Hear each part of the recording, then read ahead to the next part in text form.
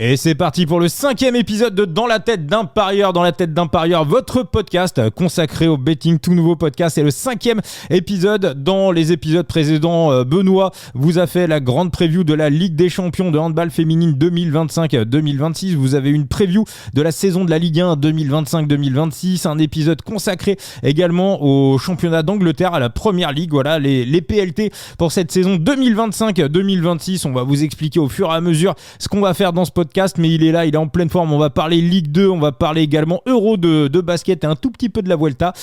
Monsieur Bebe, c'est son podcast. Monsieur Benoît Tréanton, dans la tête d'un parieur. Comment tu vas, mon Benoît? Ça va, Vincent? Bah écoute, moi ça va. J'espère que tous les auditeurs aussi vont bien. Donc je suis fin prêt pour ce nouvel épisode. Dans la tête d'un parieur, on rappelle que vous nous retrouvez sur YouTube, sur Spotify, sur Apple Podcast, sur Deezer, présent sur toutes les plateformes de podcast. Et je peux vous annoncer qu'il y a du lourd qui arrive dans les semaines qui viennent, dans la tête d'un parieur qui va se retrouver un petit peu partout.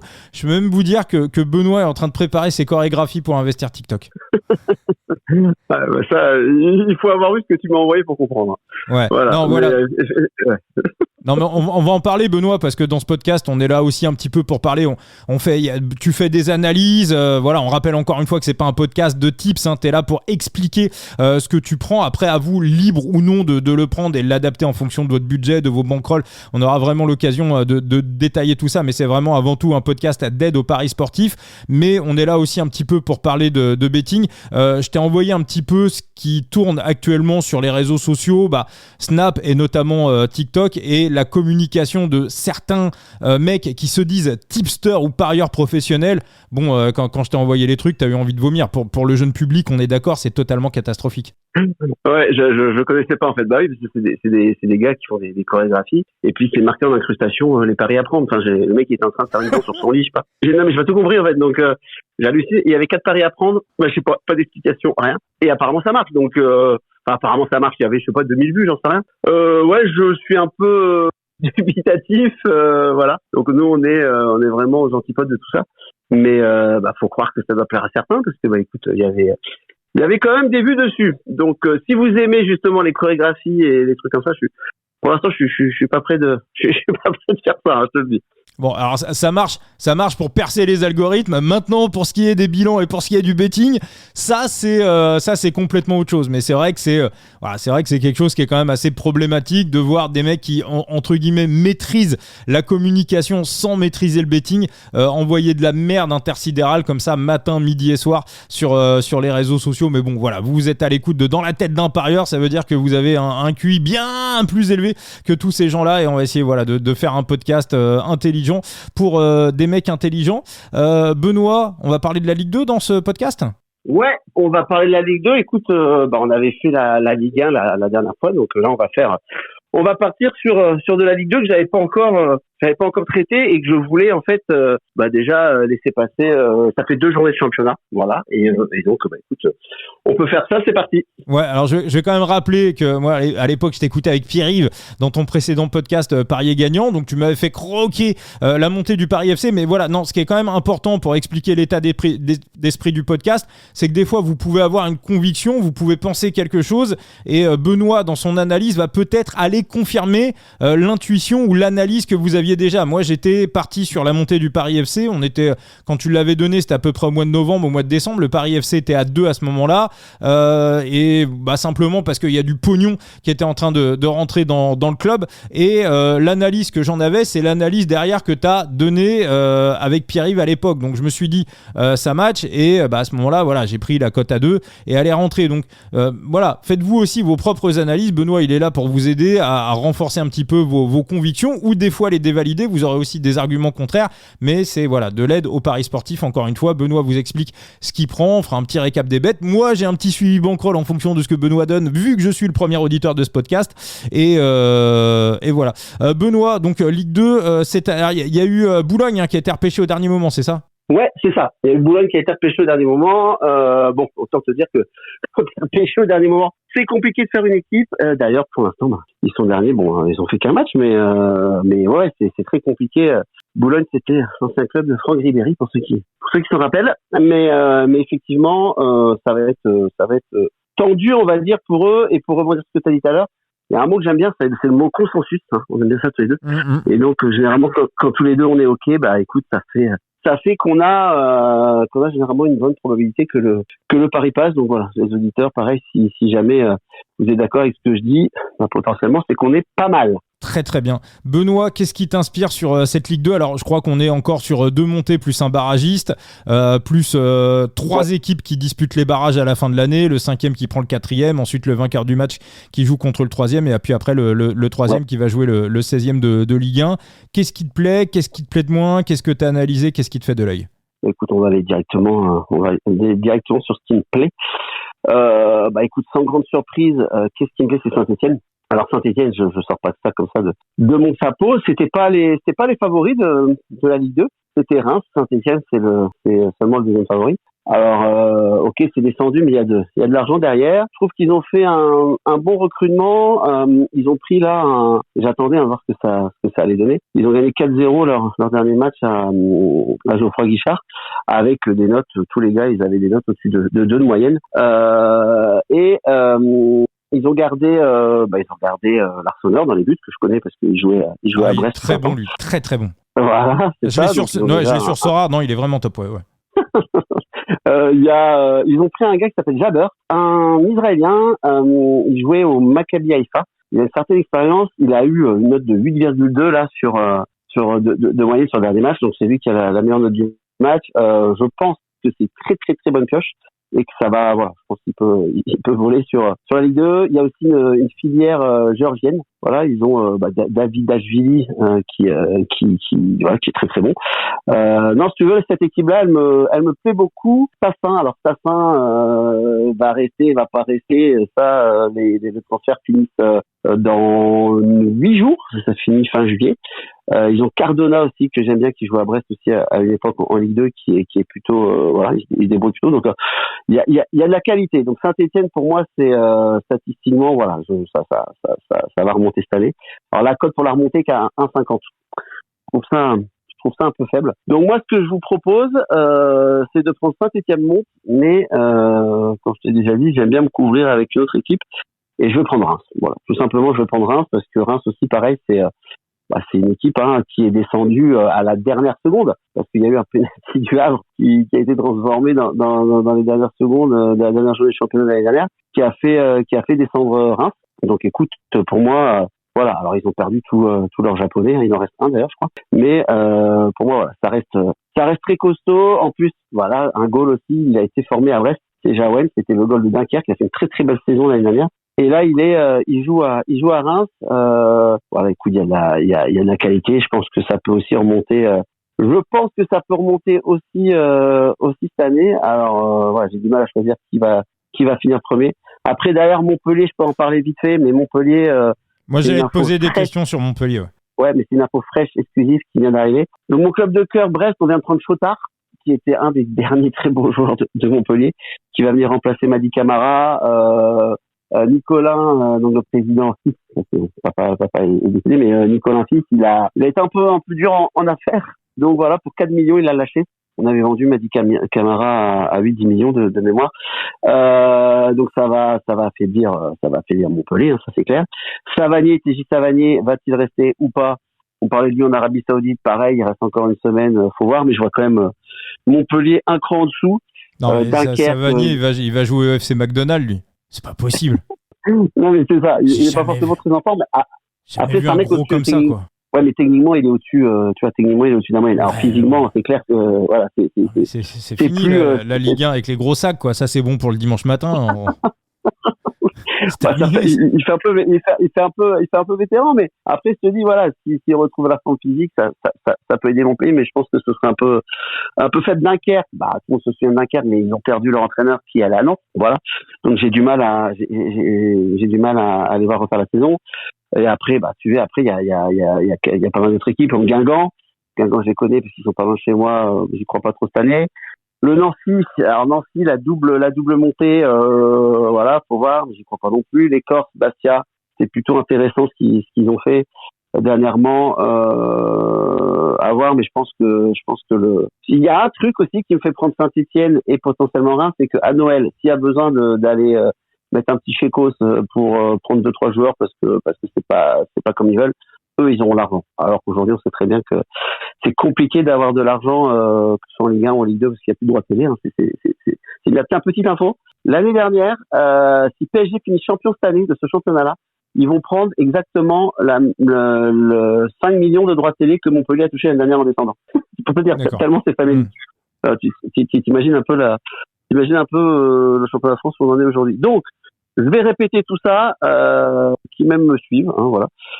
Et toi, tu me diras, Vincent. Donc, Saint-Étienne, vous avez une cote pour être premier, hein, de Ligue 2, remporter la Ligue 2, à 4. Voilà. C'est la majorité des bookmakers. Et tu as du comment on appelle ça, Reims à 3. Voilà. Donc, écoute, tu prends Saint-Étienne premier à 4 et tu fais rembourser si Reims et ça te fait une cote de 2,66. Tu me dis si j'étais assez clair. Donc en gros, par exemple, si tu joues 100 euros, je prends une base de 100 euros, mais ça peut être 10 euros, enfin 20 euros, enfin je vais vous dire les pourcentages. Donc tu prends la cote à 4, tu mets 66% de ta mise dessus, d'accord. Et la cote de Saint-Étienne et la cote à 3 de Reims, tu vas mettre 33%, enfin 34%. Voilà, et ça te fait une jolie cote de 2,67 précisément si Saint-Étienne gagne la Ligue 2 et t'es remboursé si c'est Reims. Je trouve que c'est pas mal. Parce que j'aime bien comme ça prendre une sécurité, toujours dans les optiques bons pères de famille, voilà, vous m'entendez dire ça. Mais j'aime bien gagner moins peut-être, mais sécuriser potentiellement ta mise. Je sais pas si ça te plaît. Non, ça me plaît pas du. Non, franchement, voilà. Autant sur les podcasts précédents, Benoît, je t'ai suivi les yeux fermés. Mais non, ça me plaît pas du tout. Je vais expliquer. Alors après, c'est toi le spécialiste et c'est moi qui vais passer pour un connard. Il y a pas de souci. En Ligue 2, il y a pour moi un truc qui est capital déjà, c'est l'entraîneur. Et je vois quand même dans les équipes, si tu veux. Des entraîneurs qui me paraissent un peu mieux rodés entre guillemets à la Ligue 2, au rouage. C'est particulier quand même le championnat de France, mais je vais développer un petit peu plus. La deuxième chose, c'est que Reims, quand tu descends comme ça, parce que je crois qu'en fait ils ont été qu'une seule fois en position de relégable l'année dernière, c'est à la dernière minute, hein. Tu vois, à la dernière seconde. Ouais, c'est ça. Ouais, donc, c'est mieux. Ouais. Et ça, je pense que pour un club, pour un staff, pour toute une région, pour tous les gens qui sont autour, pour les supporters, je pense que c'est extrêmement compliqué de s'en remettre. C'est un petit peu la différence de l'équipe. Moi, je me rappelle une année, Boulogne-sur-Mer s'était maintenu l'année avant que Boulogne monte en Ligue 1. Boulogne-sur-Mer se maintient en Ligue 2 à la dernière journée, à la dernière seconde. C'était Grégory Kiel qui avait marqué un but de la tête sur corner. Et l'année suivante, il monte. Donc en fait, on voit très souvent que la fin d'une saison d'avant, ça te met une dynamique pour la saison suivante. Alors Reims a plutôt bien débuté. Bon là, il y a 4 points en 2 matchs. Je verrai peut-être le podcast après la troisième journée. Donc ça, c'est un petit peu l'incertitude. Mais moi, il y a quand même des équipes qui... Alors Zoumana Camara à Montpellier. Moi, je pense que même s'ils ont perdu un bon joueur, je pense que ça reste un excellent entraîneur. Montpellier a pu, à l'inverse de Reims, se préparer à la remontée en Ligue 1 parce que ça faisait des mois et des mois qu'on savait que Montpellier était dans la charrette. Donc, c'est peut-être un peu moins compliqué. Et moi, la deuxième équipe qui me plaît, y a quand même un putain de charognard. Pablo Correa, l'AS Nancy-Lorraine. Alors, je dis pas, hein, Nancy, si ça monte, ça redescend direct. Mais on sait que la Ligue 2, ça joue serré. C'est presque un autre sport que la Ligue 1. Hein. C'est Eric Dimeco. Lui, il expliquait, alors ça remonte, hein, mais il expliquait que quand il jouait en Ligue 2, il jouait à Nancy d'ailleurs, il était nul, et puis d'un seul coup, il arrivait à Marseille et c'était plus facile parce que plus d'espace, parce que c'est un autre jeu en fait. Et vraiment, pour avoir, on va dire, un jeu vraiment typiquement Ligue 2, Pablo Correa, pour moi, c'est le meilleur entraîneur du monde. Il te met des gros, c'est compact, ça bouge pas. Et le dernier truc, tu parlais de Bastia, Benoît. Attention, dans les buts à Bastia, il y a un certain Lisandro Olmeta, le fameux fils de. Et voilà, là, je le dis pour tout le monde. Alors, c'est peut-être plus pour du Sorare, mais lui, il n'est pas là pour rigoler. Il est prêté par le LOSC, mais il n'est pas là du tout pour rigoler. Les chiens font pas des chats. Je répète, les chiens ne font pas des chats. Potentiellement, après, je te dis, là, tu donnes deux jolies cotes, on va dire. Après, juste pour pondérer et modérer tout ça, par exemple, Metz et Lorient sont descendus dans l'année, c'est laquelle année? Celle-là, c'était 2023-2024. Ils sont remontés après, quoi. Tu vois, tout de suite. Donc après, je suis d'accord pour la dynamique, effectivement. Et Nancy, je t'aime bien parce que j'avais déjà, il y a quelques années, trouvé que une équipe qui monte de nationale en Ligue 2, potentiellement, peut faire le double step. Ça arrive. Et bien Tonon Gaillard, mais t'en as passé, j'en ai pris beaucoup en t'écoutant d'ailleurs. Non, mais c'est ça, alors, c'est moins vrai ces dernières années, et ça s'explique tout simplement pourquoi. Parce que, en fait, aujourd'hui, l'argent est de plus en plus mis dans le football, et il y a de moins en moins d'argent aussi. Donc, les équipes qui descendent de Ligue 1 ont un parachute. Ça marche comme ça. Et forcément, quand tu te retrouves avec les autres équipes de Ligue 2, qui eux n'ont pas eu de parachute, voilà, tu es un petit peu plus costaud. Donc, mais je t'entends. Après, voilà, il n'y a pas de. Tu peux, tiens, c'est ce qu'on va faire, et c'est très bien. Hein. Donc, par exemple, tu as Saint-Étienne gagne la Ligue 2, remboursé si c'est Reims. Et tu sais ce qu'on va faire, tu préfères Nancy ou Bastia? Dis-moi, lequel tu penses qu'il y a plus de chance? Franchement, c'est des avis, hein, mais je mettrais pas d'argent ni sur Nancy ni sur Bastia. Non, mais si t'avais un truc. Écoute, je pense que les Corses quand même à domicile, c'est la dernière équipe en Ligue 2. C'est un pays qui va jouer, hein, donc je pense que Bastia va être dans le top 5, vraiment. Nancy, je sais pas, ça va peut-être mettre 2 ans à monter, mais je pense vraiment que Bastia va être dans le top 5. Je te fais plaisir. Saint-Étienne, donc Saint-Étienne gagne à 4, remboursé si Reims à 3 et remboursé si Bastia à 12. Ça fait quand même une cote de 2,33. C'est pas mal. Mais c'est pas mal. Non, je sais, mais c'est pour répondre un petit peu à ton avis, toi, et je l'entends, voilà, et il y a pas de souci. Mais après, voilà, comme on dit, moi, je te donne un avis, et potentiellement, peut-être que aussi les auditeurs qui nous écoutent vont dire, ouais, mais moi, je suis d'accord avec Vincent, je vais rajouter une équipe. Ça fait quand même une jolie cote. Voilà, c'est vrai. Et tu rembourses ta mise, donc non, mais j'entends. Donc, je te dis, si les gens veulent rajouter du Bastia, ça fait du 2,33. Si vous enlevez Bastia, ça vous fait du 2,67. Voilà, ce sera mon avis sur la Ligue 2, mais attention, Saint-Étienne, pour moi, c'est très costaud, et les Israéliens qui viennent de prendre, là, je pense il peut faire des dégâts, et potentiellement être élu dans les meilleurs joueurs de Ligue 2 cette année. Voilà pour moi. Bon, très bien. Donc, récap du prono. Donc, Saint-Étienne, champion de Ligue 2, remboursé si le Stade de Reims a une cote de 2,60. Voilà, c'est ça, 2,67. 2,67. Parfait. Très bien, Benoît. On enchaîne avec l'Euro de basket ? On enchaîne par l'Euro de basket, ou tu veux de la Ligue 1 vite fait? Allez, si t'as un petit truc à nous donner en Ligue 1, on prend, ouais. J'ai un petit truc en plus, c'est ça que t'allais dire, c'est sympa. Exactement. Toujours avoir un truc en plus.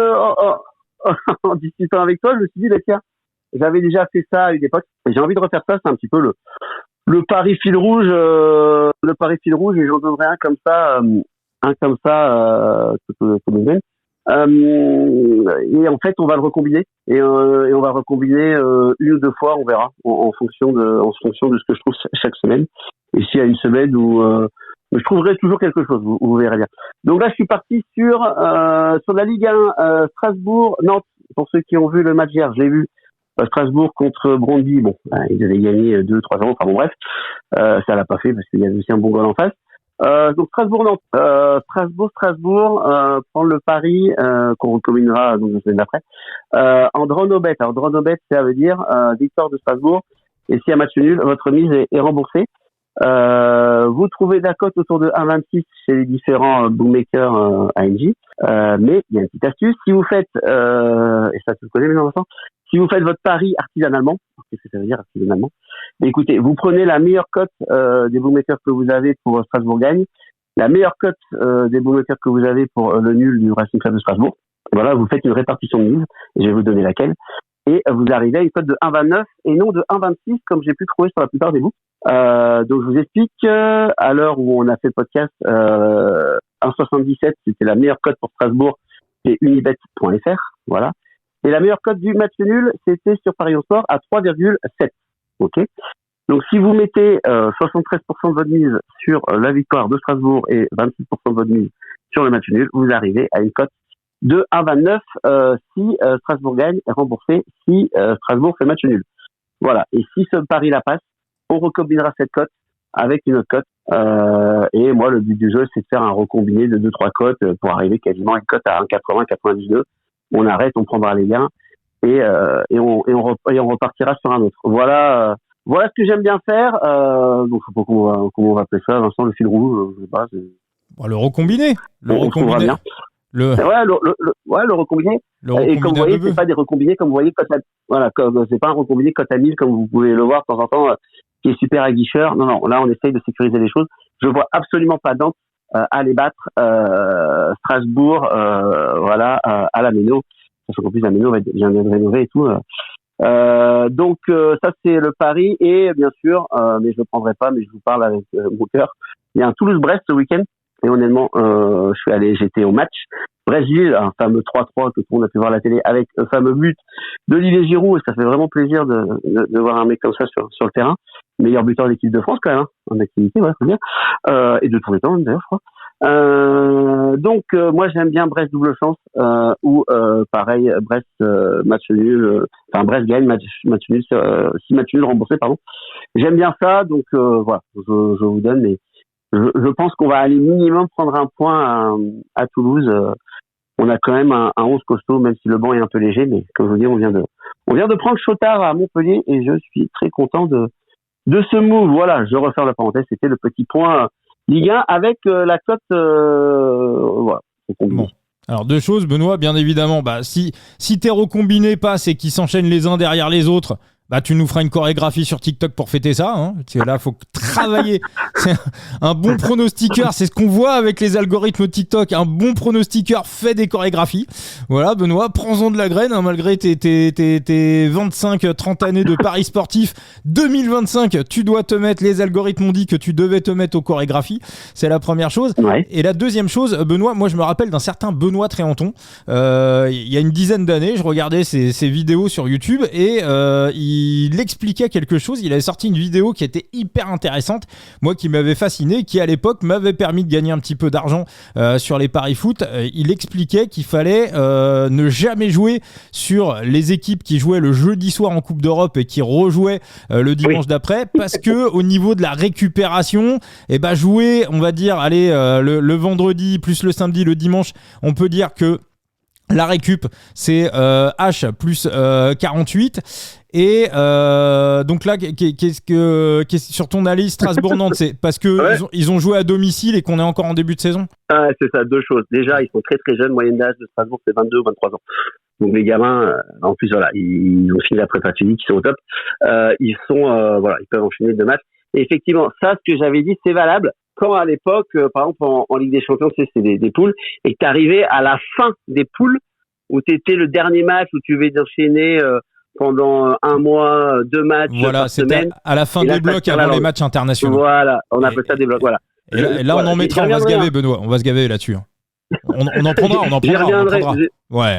Non, mais c'est ça. On fera des stats, on regardera ensemble. Parfait. Mais je te promets que ça joue surtout quand une équipe n'a pas doublé les postes, et je peux te dire que certains n'ont pas doublé les postes en Ligue 1. J'ai une petite idée déjà sur Nice. J'ai hâte de voir les codes que vont nous proposer les bookmakers sur Nice en Coupe d'Europe. Je pense qu'il y a moyen de s'amuser. Voilà, j'en dirai pas plus. Moi, le recombiné sera pas pris de mon côté dans la bankroll dans la tête d'un parieur. Je suis pas gentil aujourd'hui. Benoît, on bascule sur l'Euro de basket? Ouais, on y va, pas de souci. Sur l'Euro de basket. Alors, l'Euro de basket commence le 27 août, finit le 14 septembre. Ça a lieu dans 4 pays, hein, super, c'est pour faire des économies d'échelle, j'imagine. C'est Lettonie, Chypre, Finlande, je crois, et Pologne. Voilà, avec des phases finales à élimination directe à Riga. Riga, quel pays, Vincent? Tu m'as dit comment? Riga? Ta culture? Ouais, Riga, c'est quoi? Comme pays? La Croatie? Non, la Lettonie. Il y a pas des cours. J'étais pas loin quand même. À 5000 km près, j'étais pas loin. Et Tom Scones, il n'est pas letton, lui? Tom Scones, il est letton, ouais. Ouais, c'est ça. Il est de voilà, donc letton, Riga. Les phases finales auront lieu là-bas. Donc, on va dire avantage au pays hôte. Bon, après, je vous expliquerai ça plus tard, mais c'est vrai qu'il y a toujours un petit bonus au pays hôte. Bref, donc comment on fait justement pour étudier un événement comme ça, style l'Euro de basket 2025? Comment on fait? Je vais vous donner la réponse. Vous regardez le passé et le présent. D'accord? Toujours très très important. Le passé, c'est le dernier Euro qui s'est passé en 2022. Le présent, c'est les derniers matchs amicaux avec les équipes potentielles qu'il va y avoir à l'Euro. Alors attention, cette année à l'Euro, il y a du joueur NBA, pour ceux qui aiment ça, et puis moi j'aime le basket, donc il y a du Joker. Le Joker, c'est Jokic, voilà, qui a été élu plusieurs fois meilleur joueur NBA. Il y a du Giannis Antetokounmpo, voilà, au Scrabble, tu le places celui-là, ça c'est mon contrip, c'est pas mal. Il est là, le grec, comme on l'appelle.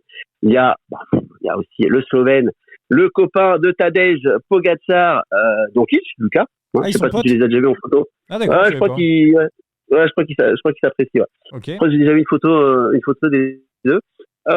Luka Doncic qui joueur aujourd'hui des Los Angeles Lakers avec LeBron James, qui apparemment est affûté. Il a perdu. Il était toujours un peu grassouillé. Bon, là il va être affûté pour la Slovénie. Donc il y a pas mal de joueurs NBA. Donc ça c'est plutôt sympa. Alors qu'est-ce qu'il en ressort de tout ça? De toute façon, j'ai pas fait très très compliqué parce que voilà, j'ai un peu analysé aussi les matchs amicaux. Je vais aller directement à l'essentiel. Les favoris sont la Serbie, justement de Nikola Jokic. Pourquoi les Serbes sont favoris? Parce que tu as donc Jokic qui joue à Denver, Bogdanovic qui joue aux Los Angeles Clippers, Jovic qui joue à Miami, donc c'est que du NBA, Vukcevic qui joue au Washington Wizards, donc ils sont 4 NBA, et il y a un mec qui joue, Avramovic, il joue à Dubaï. Alors, Dubaï, on en reparlera dans un prochain podcast. Voilà, mais oui, Dubaï, c'est aussi maintenant une nouvelle ville de basket qui va intégrer l'Euroleague. Me demande pas, Dubaï c'est en Europe, Benoît, non, mais ça va intégrer l'Euroleague. J'y reviendrai plus tard là-dessus quand cette compétition-là va reprendre. Et puis il y a du banc, voilà, il y a du banc à la Serbie, il y a du Micic qui joue au Phoenix Suns. Enfin voilà, il y a vraiment des très très bons joueurs. Et puis en face de ça, il y a les Allemands. Voilà, les Allemands sont champions du monde avec Dennis Schröder, toujours là le meneur de jeu. Wagner qui joue à Orlando. Voilà, il y a pas mal aussi de joueurs NBA à jouer en Allemagne. Donc pour moi, je vais pas faire très très compliqué, et je vais repartir un peu comme ce que j'ai fait tout à l'heure. C'est Serbie gagne et remboursé si c'est de l'Allemagne. Voilà. Donc pour moi, c'est quand même un bon placement de père de famille. Ils ne peuvent pas se rencontrer avant les finales s'ils finissent chacun premier de leur poule, sachant que la Serbie dans la poule A et l'Allemagne dans la poule B. Donc le vainqueur de la poule A va être en haut du tableau, le vainqueur de la poule B va être en bas, et ils pourront se croiser que en finale. Et c'est ça qui est intéressant aussi. J'ai étudié le tableau. Donc cote de 2,5 pour la Serbie, cote de 6 pour l'Allemagne. Ce qui veut dire, comme tout à l'heure, si la Serbie gagne, votre pari passe. Et si l'Allemagne gagne, vous êtes remboursé de votre mise. Et ça fait pas une cote de 2,5, ça fait une cote de 2,10 si la Serbie gagne. Et je trouve ça très très bien, sachant que pour moi, ce sera soit la Serbie, soit l'Allemagne. La France, on est trop affaibli. Il y a beaucoup de joueurs qui manquent. Même si on a une jeune génération sympa, les Rizaché, les Stars, tout ce que tu veux. Il y a Bouzélé aussi qui va être là. Mais ça va être pour moi trop faible. Les Espagnols, on les a tapés 2 fois en préparation. Il y a Aldama de Phoenix qui jouait pas là, qui va jouer, mais pour moi ça ne changera pas la donne. Les Lettons de Porzingis, ça va être un peu court. La Lituanie de Valanciunas, pareil, ça va être un peu court. Donc voilà, moi je pense que Serbie gagne, remboursé si Allemagne. Je trouve ça très très bien. Je vous donne les pourcentages, Vincent, à mettre, comme ça c'est fait. Si vous jouez 100 €, vous mettez 83% de votre mise sur la Serbie, et vous mettez 17% de votre mise sur l'Allemagne, et voilà, ça vous fera une jolie cote de 2,08 pour être très précis. Voilà. Donc ça c'est le pari. Et après j'ai un autre pari si jamais on a le temps. C'est toi qui me dis. Allez, vas-y. Voilà. Alors j'ai un autre pari justement, et toujours étudier le passé aussi. J'ai regardé un petit peu ce qui s'est passé au dernier Euro, parce qu'il y a un pari que je trouvais quand j'ai vu la cote, en fait, je me dis tiens, c'est pas mal. C'est le meilleur rebondeur de l'Euro. Tu vas me dire, j'espère. Meilleur rebondeur de l'Euro, on me donne du Jokic à 1,6. De mémoire, c'est sur Paris en Sport, mais il doit exister aussi ailleurs. Je trouvais ça très très bon. Pourquoi? Parce qu'en fait, c'est toujours pareil. Si tu prends un gars qui est censé être en finale, il va jouer plus de matchs qu'un mec qui va se faire éliminer en poule, par exemple, ou qui est dans une équipe un petit peu moins forte. Donc, qui dit plus de matchs dit aussi potentiellement tu vas gober plus de rebonds. Voilà. Donc, Jokic, il faut aussi que je vous dise qu'en NBA, il fait partie du top 3 des meilleurs rebondeurs, par exemple, l'année dernière. D'accord. Donc, c'est pas n'importe qui. Donc, cette cote de 1,6 me fait de l'œil. Et j'ai été voir en 2022. C'est Rudy Gobert. Rudy Gobert, qui était le meilleur rebondeur. Il avait pris 88 rebonds. Mais Rudy Gobert, la France, on est allé en finale, il a fait 9 matchs. Jokic, il avait eu 60 rebonds, il avait fait que 6 matchs. Donc, si potentiellement tu rajoutes 3 matchs à Jokic à une moyenne de 10 rebonds, bah, c'est lui qui était devant Rudy Gobert. Donc, c'est pour ça que c'est super important quand vous prenez des statistiques sur un joueur, un athlète, que ce soit le nombre de points marqués sur la compétition, le nombre de rebonds, le nombre de passes, bah, vous allez mettre en avant le paramètre où il faut que le gars il aille le plus loin possible dans la compétition. Donc je pense qu'on est pas mal avec Jokic parce que je les vois gagner au minimum ils seront en finale. Pour ma part. Donc voilà, Jokic meilleur rebondeur 1,60. Je pense que c'est pas mal du tout. Voilà pour moi. Voilà. J'ai fait le tour de ce que j'avais à vous dire sur l'Euro de basket. Eh ben très bien. Eh ben écoute, pour moi c'est pris. Donc effectivement, j'ai trouvé les codes que tu donnais. Voilà, 2,50. Donc la victoire de la Serbie remboursée si l'Allemagne à 6. Bon bah écoute, voilà. Moi j'avais vu du 6 quand j'ai préparé l'émission. J'avais vu du 6. Après les codes des fois bougent un tout petit peu, mais tu vas trouver du 5,5, du quelque chose comme ça. Ouais, non, mais c'est ça, ouais, 2,5, 6, ok, bah c'est pris de mon côté, 0,2% de bankroll dans l'histoire, dans la bankroll dans la tête d'un parieur. Et Jokic, meilleur rebondeur, ça on le trouve sur le marché français? Ouais, de mémoire, j'ai vu deux books, il y a Paris on Sport, ça c'est quasi sûr, Paris on Sport. Toi tu donnes les books sans pression, Benoît. Bah ouais, sans pression, pourquoi? D'accord, ok. Bon, alors, non mais Paris on Sport, c'est légal. Ah non, mais oui, c'est légal, hein, ami auditeur dans la tête d'un parieur. Bon voilà, peut-être que c'est le dernier épisode, peut-être qu'on aura un kick pour publicité illégale. Ah bah oui, Benoît, oui, ça peut être considéré. Si tu cites un book, ça peut être considéré comme de la publicité. Et si tu veux, il y a un mec que tu connais qui s'appelle Bruno Le Maire, qui a passé des règles un petit peu strictes, si tu veux, sur tout ce qui est matière de citation de marque sur les créations de contenu. Et je vais en donner d'autres. Unibet, des wins, voilà. Donne tout le monde parce que ça peut... avant que le podcast ait démarré, ça peut te coûter cher, mon Benoît. Non mais oui, t'as raison, faut citer plusieurs marques. J'ai déjà vu ça à la télé. Ça c'est les règles de la télé. Hein. Là, on est encore sur autre chose. D'accord. Bon, écoute, je vais appeler. On verra comment je vais l'appeler. Bon, enfin, vous trouverez. Donc, celui-là, je vous l'ai dit. Non, mais on a des petits noms. On va te donner les petits noms qu'on a sur les autres podcasts. Si tu veux. Et on a un autre. Qu'est-ce que je peux dire? Parion Sport, tu peux dire chez Marc Madiot. D'accord. Et l'autre, d'accord. Et l'autre, je peux te dire qu'il est blanc et vert. Hein, d'accord. Voilà. Je peux pas t'en dire d'autre. Et il a 6 lettres. Le bookmaker, il y a du 1,60 sur Jokic, pas de souci aussi. Donc voilà. Ok, mais bon, 1,60. Après, pour le rebondeur, c'est ça, ouais. Ok, 1,60. Et bah écoute, ça aussi, ça me plaît pas mal, c'est 1,60. 1,60, où est-ce que je vais aller te le prendre, ça, ce 1,60, hop. Mais le dis pas où tu vas le prendre.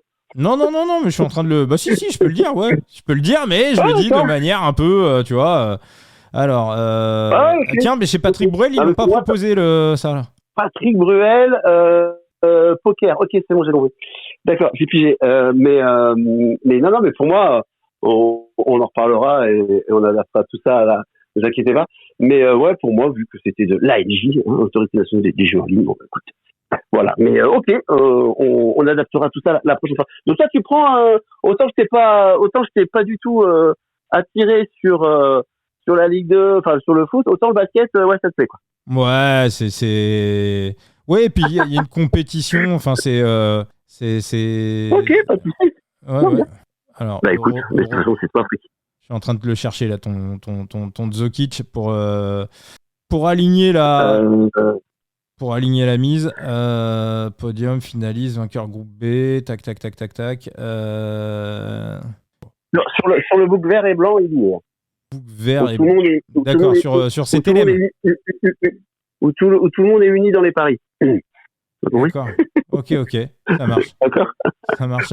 Bon, écoute, allez, 1,60, on va partir sur un petit 0,30% de bankroll sur l'ami Djokic. Et les goûts qu'ont mis Giannis Antetokounmpo deuxième favori, pourquoi?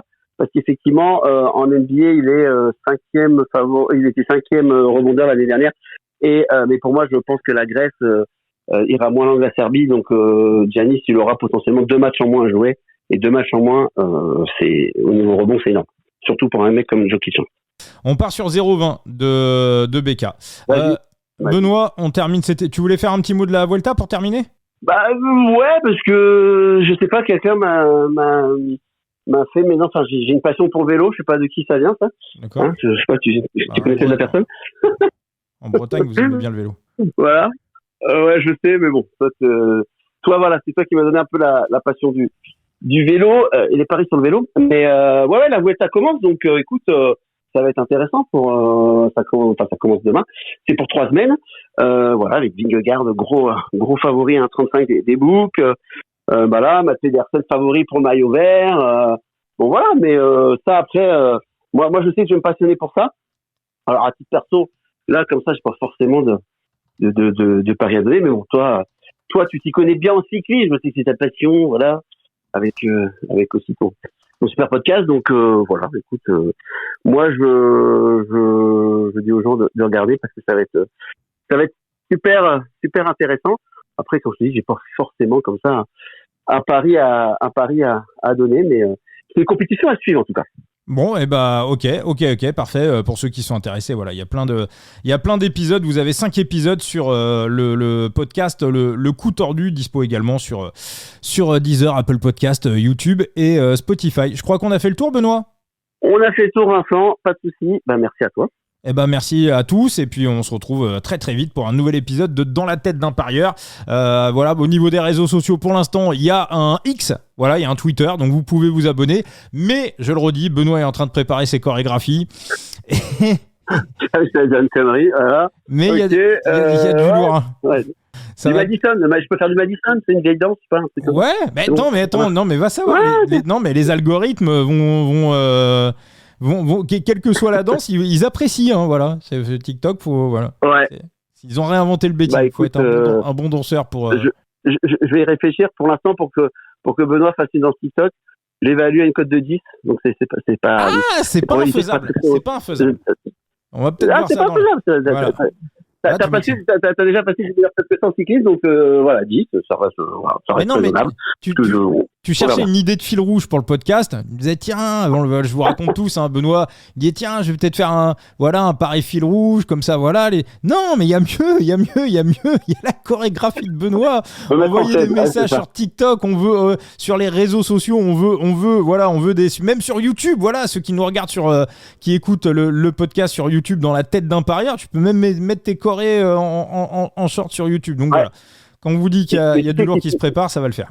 Si tu me chauffes trop, je suis absolument capable de le faire. Écoute, voilà, tout part de là, Benoît. Allez, à très très vite pour un nouvel épisode de Dans la tête d'un parieur. Ciao les amis. Salut, bye bye.